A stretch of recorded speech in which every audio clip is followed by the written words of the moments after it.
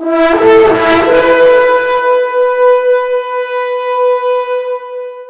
भीम साथी, जय भीम आदमी। तो जो जरूरी मुद्दा था जिसपे मुझे लाइव आना पड़ा, समय 11:15 हो चुकी है,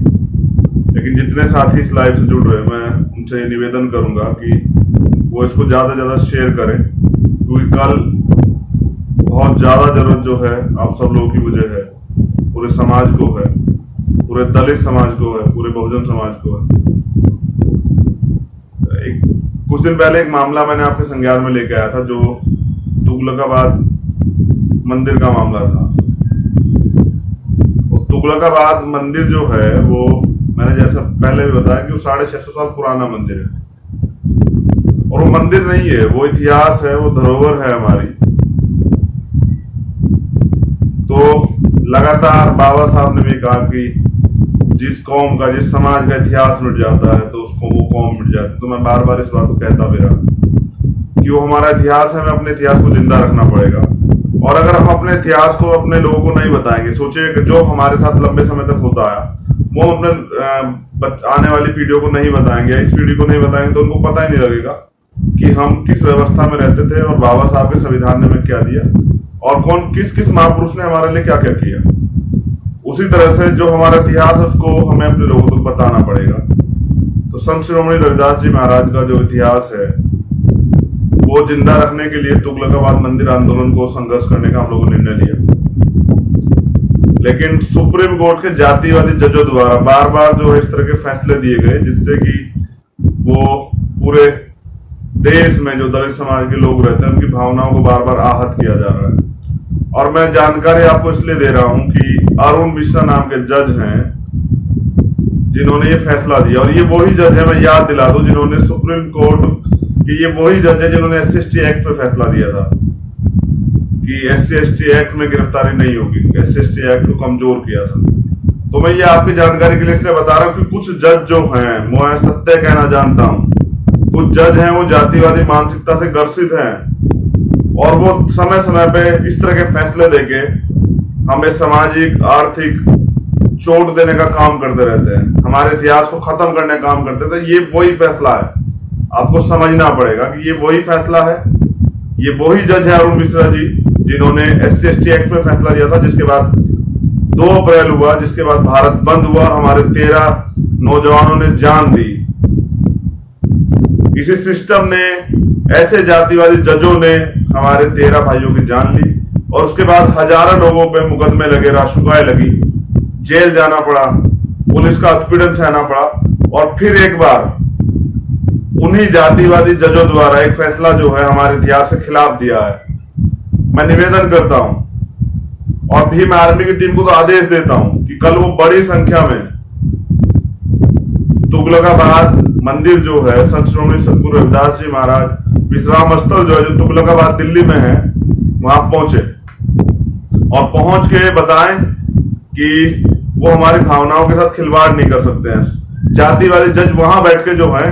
अपना ईगो सेटिस्फाई करने के लिए हमारी भावनाओं के साथ खिलवाड़ नहीं कर सकते हैं। हम संविधान को मानते हैं, इसलिए जो है हम ये चाहते हैं कि संविधान में जो राइट्स हमें मिले उनके ऊपर ये जातिवादी जज अपनी मानसिकता ना थोपे। मैं ये इसलिए भी आपको बता रहा हूं कि आज सिर्फ धरोहर की बात नहीं, ये तो इतने लंबे समय से हमारे पास थी, कल ये हमें हमारे घरों से हाथ पकड़ के बाहर निकालेंगे। तो ऐसा समय ना आए, आज इस सोती हुई कौम को जागना पड़ेगा। तो जो लोग दिल्ली आसपास रहते हैं, जिनके मन में अंबेडकरवाद है, जो बाबा साहब काशीराम की बात करते हैं, जो सत शिरोमणि सतगुरु रविदास जी महाराज भगवान वाल्मीकि की बात करते हैं, जो संत कबीरदास की, गुरु नानक देव की बात करते हैं, क्योंकि हम बहुजन समाज की बात करते हैं, मानवता की बात करते हैं, बुद्ध की बात करते हैं, तो कल आपके पास मौका है अपने धरोहर को, अपने इतिहास को बचाने का। तो मैं निवेदन करता हूं दिल्ली आसपास में जो लोग रहते हैं, दिल्ली के नजदीक जो हरियाणा यूपी का जो बॉर्डर के जो लोग रहते हैं, जो जल्दी पहुंच सकते हैं, वो सुबह 7 बजे जो है मंदिर पहुंचे। मैं स्वयं पहुंच रहा हूं और मैं प्रयास करूंगा कि, क्योंकि लॉ एंड ऑर्डर कायम करना जो है दिल्ली गवर्नमेंट की और सेंट्रल गवर्नमेंट की जिम्मेदारी है, लेकिन अगर सतगुरु जी के सम्मान में अपने इतिहास को बचाने के लिए बलिदान देना पड़ा तो बलिदान में स्वीकार है, लेकिन अपने इतिहास को मिटने नहीं दिया जाएगा। मैं ये भी बता दूं कि अपने दिल्ली के सीएम को भी जो है अपने एक साथी के माध्यम से खबर करा दी और उनको बता दिया है कि अगर लॉ एंड ऑर्डर बिगड़ता है ये आपकी जिम्मेदारी, ये आपका प्रदेश है। कुछ जातिवादी जज अपना ईगो सेटिस्फाई करने के लिए जातिवादी फैसले देके जो है हमारे इतिहास को नहीं मिटा सकते। तो दिल्ली का लॉ एंड ऑर्डर कायम करना आपकी जिम्मेदारी है, आप इसको गंभीरता से लें, क्योंकि हम अपने इतिहास को मिटने नहीं देंगे। तो मैं चाहता हूं ज्यादा शेयर करें साथी, और कल सुबह 7 बजे संत शिरोमणि सदगुरु रविदास विश्राम स्थल जो है, जो ऐतिहासिक धरोहर है हमारी दिल्ली में तुगलकाबाद में, उस पर पहुंचने का काम करें। क्योंकि मैं बार बार कह दूं कि मांगने से यहां कुछ नहीं मिलेगा। यहाँ तो आपका छीना जा रहा है, जो आपका, जिसपे आप 50 साल से 60 साल से 100 साल से काबिज हैं, जो 600 साल पहले आपको मिला, जिसको पहले डीडी एक बार जांच कर चुका है, उसकी बाउंड्री कर चुका है, लेकिन अब जातिवाद जजों द्वारा जो है हमें नीचा दिखाने के लिए, हमारे हक अधिकार को छीनने के लिए इस तरह का फैसला दिया गया। मैं बात दोबारा दोहरा दूं, जो लोग बाद में जुड़े हुए, ये वही जज साहब हैं जिन्होंने SC/ST एक्ट पे फैसला दिया था, जिनको लगता था कि दलित जो हैं SC/ST एक्ट का मिसयूज करते हैं भारत में, जिनको दलितों के साथ होता हुआ उत्पीड़न नहीं दिखता, जहां दलितों को न्याय के लिए रोड पे आना पड़ता, संघर्ष करना पड़ता, जहां दलितों के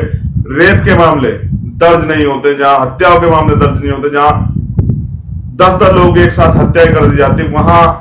जज साहब को ऐसा लगता है कि SC/ST एक्ट का दुरुपयोग हो रहा है। और वही जज साहब ने एक और जातिवादी फैसला देके जो है ये साबित कर दिया कि वो अंदर से घृणा करते हैं समाज से और इस समाज के अधिकारों को छीनना चाहते हैं। तो ये उनका बड़ा प्रयास है। मैं चाहता हूं कि कल मौका है आपको अपनी ताकत दिखाने, अपनी एकता दिखाने का। लोकतंत्र में सुप्रीम कोर्ट से भी एक बड़ी अदालत है, वो जनता की अदालत है। साहब काशीराम कहते हैं, साहब काशीराम गलत नहीं हो सकते हैं। साहब ने कहा निकलो बाहर मकानों से, जंग लड़ो बेईमानों से। तो आपको ये बेईमानों से, जो बेईमान सरकारें हैं, इनसे लड़ने के लिए सड़क पे आना पड़ेगा। तो साहब ने भी कहा कि जो कौम, जो समाज अन्याय अत्याचार के खिलाफ आवाज नहीं उठाता, जुल्म जाति के खिलाफ आवाज नहीं उठाता, वो लाशें उठाता है। कि वो समय ना आए कि 2 अप्रैल की तरफ फिर लाशें उठानी पड़े। क्योंकि मैं ये मानता हूं कि पूरे देश का नौजवान अपने हक अधिकारों के प्रति तैयार है संघर्ष करने के लिए। लेकिन यह भी सच है कि अन्याय करने वाले से अन्याय सहने वाला ज्यादा बड़ा दोषी होता है। तो आप अन्याय सह रहे हैं, अगर आपका हक अधिकार छीना जा रहा है, आपके घर से आपको निकाला जा रहा है, अगर आपके धरोहर को, आपके इतिहास को आपसे छीना जा रहा है, छीन बीन किया जा रहा है, तो इस लड़ाई में अगर आप पीछे रह जाते हैं